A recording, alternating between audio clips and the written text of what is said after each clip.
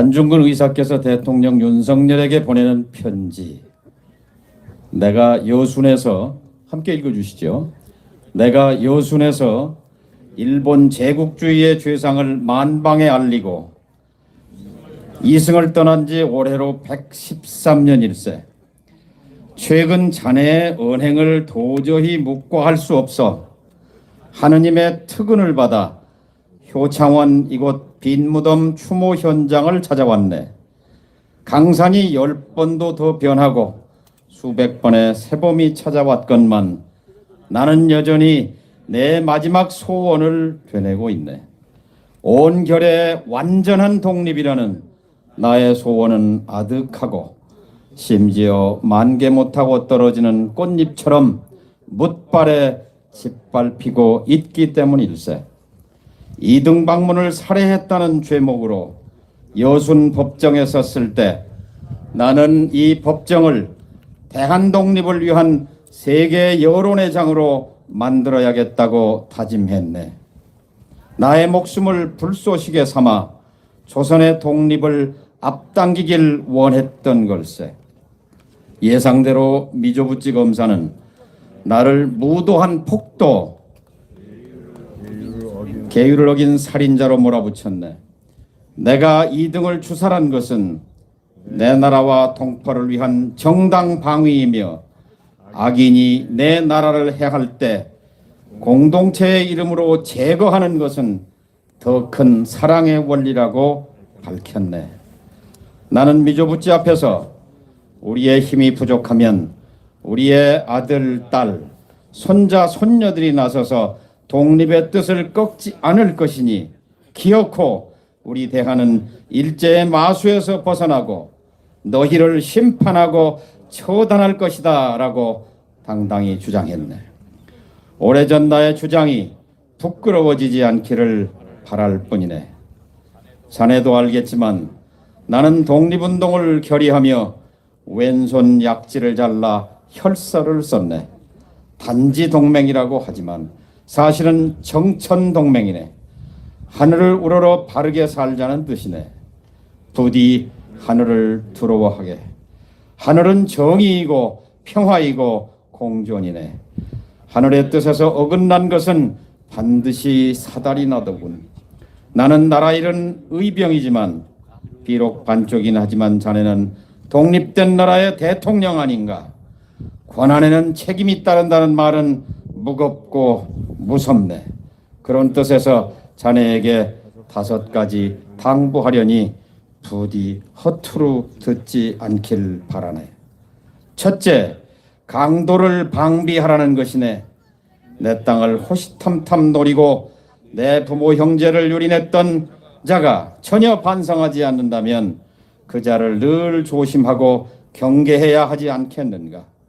가족을 지켜야 할 가장이 되어서 도발하는 강도를 빤히 보고만 있다면 그 죄는 매우 클 것이네. 강도의 죄를 면해주고 함께 잘 살자 하겠다고. 아마 강도는 또 한 번의 기회가 왔다고 좋아할 걸세. 지난 3일 독립선언 기념식에서 자네가 우리가 부족해 침탈을 당했다고 했을 때 매우 부끄럽고 가슴이 아팠네. 자네는 대통령 아닌가. 그 부족한 부분이 바로 자네 자신임을 깨달아야 하네. 나는 동양평화론을 주창했네. 그러니 언제까지나 가슴속에 칼을 품고 있자는 게 아니네. 공존, 공영, 공생은 인류가 나아가야 할 방향이지만 그것은 절대 어정쩡한 화해나 봉합으로 시작해서는 안 되네. 진정한 반성이 확인되기 전에는 강도가 내 땅을 한치도 탐내지 못하도록 내 동포를 털끝만큼이라도 건드리지 못하도록 단속해야 하네. 둘째, 결의가 하나 되는 나라를 만들어 달라는 것이네. 내가 꿈꾼 나라는 허리가 잘린 나라가 아니네. 북에서 미사일이 날고 남에서 전투기와 잠수함이 맞대응하는 그런 나라가 아니네. 우리 결의는 결코 이방인이 지도 위에 그린 선으로 나눠지지 않을 걸세. 외세를 끌어들이고 남북의 분열과 긴장을 부추겨서 정치적 이득을 얻으려 했던 자들이 어찌 되었는지 생각해 보게. 북은 결코 적이 아니라 우리와 마리 같은 한 어머니의 뱃속에서 태어난 한 형제 자매들이라네. 그러니 평화 공존과 통일을 목표로 삼아 일치하도록 치열하게 노력해야 하네. 셋째, 초심을 간직하라는 것이네. 자네는 대통령에 나서면서 많은 약속을 했네. 분명 새로운 나라를 만들겠다는 열정으로 가득했을 것이네. 하지만 시간이 흐르면서 권력에 익숙해졌을 것이네. 그러나 매일 밤 자네가 했던 약속을 잘 지키고 있는지 성찰하는 시간을 갖기 바라네. 만일 언론, 재벌, 부자 등 기득권과 손잡고 노동자, 농민, 장애인, 청년, 여성 등 약자들을 적대시함으로써 권력을 유지하겠다는 유혹에 빠졌다면 한시바삐 정신 차려야 하네. 넷째, 사사로움을 버리라는 것이네. 지금 대한민국에서 검찰은 강한 자에게 약하고 약한 자에게 강한 비겁하고 졸렬한 집단 권력의 개로 묘사되더군. 검찰 출신인 자네는 왜 이런 얘기가 나오는지 더욱 깊이 반성해야 하네. 무엇보다 자네의 처와 장모 등 가족의 잘못을 다시 들여다보게.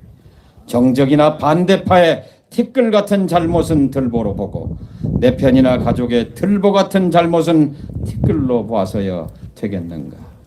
다섯째, 술을 끊으라는 것이네.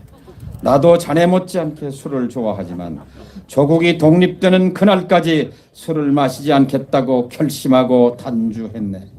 자네는 냉철한 판단, 급박한 결정이 필요한 대통령 아닌가. 대통령 임기가 겨우 5년이네. 부디 결단하기 바라네. 물론 힘들 걸세. 하지만 사람은 희생과 절제를 통해서만 정화되고 성숙하기 마련일세. 이상이 나의 5가지 당부라네. 사실 당부라기보다는 책무에 가깝네. 이런 기본 책무조차 지키지 못한다면 나는 자네가 대통령의 자리에 맞지 않는다고 판단할 수밖에 없네. 나의 조언을 듣고 안 듣고는 자네의 몫이지만 역사 속에서 책무를 팽개친 지도자의 말로는 늘 비참했음을 잊지 말게. 부디 자네가 두 손을 가슴에 얹고 양심 성찰하길 바랄 뿐이네. 마지막으로 나의 유해를 찾겠다며 남과 북에서 끊임없이 노력하는 이들에게 전하네. 고마우나 그만하면 됐네. 나는 효창원에 있는 빈 무덤이면 족하네. 내가 묻힐 곳은 남도 아니고 북도 아니기 때문이네. 나는 8천만 결의 가슴 속에 묻히길 원하네. 그대들의 가슴과 가슴에 나를 묻어주기를. 하느님 자비를 베푸소서. 저의 기도와 우리 결의 간절한 염원을 들어 허락하소서. 성령 안에서 우리 주 그리스도를 통하여 비하이다. 아멘. 2023년 3월 26일 효창원 빈 무덤에서 8천만 온 결의와 함께 남북의 일치와 화해를 확신하며 감사합니다.